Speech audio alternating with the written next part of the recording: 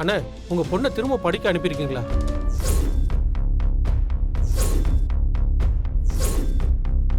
இல்லையே.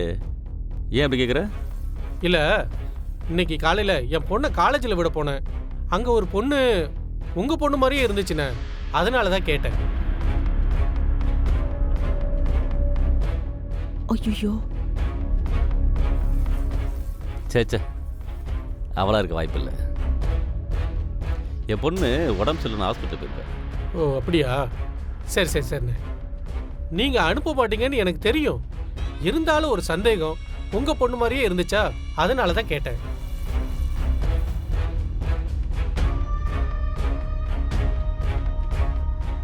இந்தா. அப்ப நான் வரேங்கண்ணே. வரேங்கண்ணே. வரையா? சரி.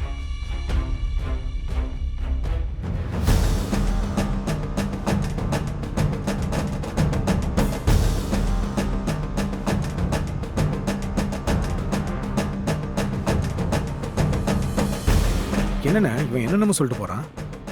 எனக்கு என்னவோ தப்பா நடக்கிற மாதிரி தோணுதுடா. என்னண்ணே? இல்லடா, இவனுக்கு நம்ம பொண்ணை நல்லா தெரியும்.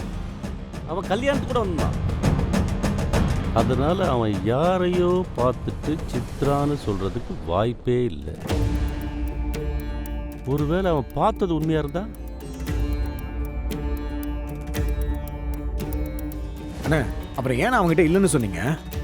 டேய், அவன் முன்னாடி நம்ம குடும்ப கௌரவத்தை விட்டு கொடுக்க முடியுமா?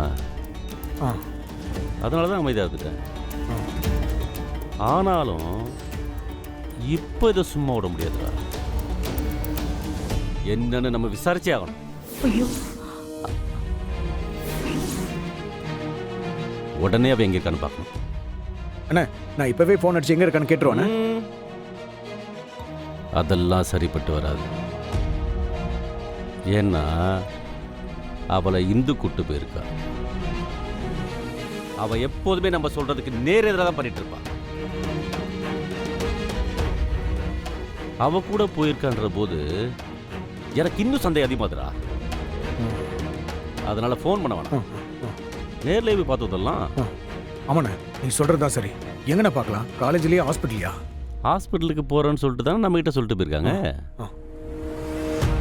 அப்போ ஹாஸ்பிட்டலுக்கே போய் பார்க்கலாம்.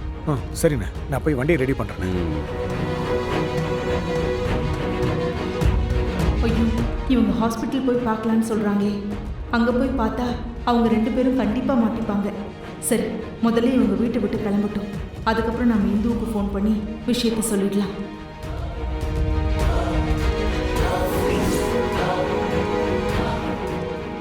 ஏய், இங்க வா. ஏங்க, எவ்வளோ நாள் கழிச்சு நீங்க என்கிட்ட பேசுறீங்கன்னு தெரியுமா? தேவர், நான் பழசெல்லாம் எதுவும் மறக்கல. நீ எனக்கு பண்ண துரோகத்தை நான் மன்னிச்சிட்டேன் மட்டும் நினைக்காத. நீ ஒன்று பெற்று வச்சிருக்கிய, அவளுடைய லட்சணமும் உன்னுடைய வளப்பும் எப்படின்னு உனக்கு காட்டாதான் கூட்டு போறேன். வா. ஐயோ, இவங்க ஹாஸ்பிட்டலுக்கு வர விஷயத்த இப்போ எப்படி அவங்க கிட்ட சொல்றது?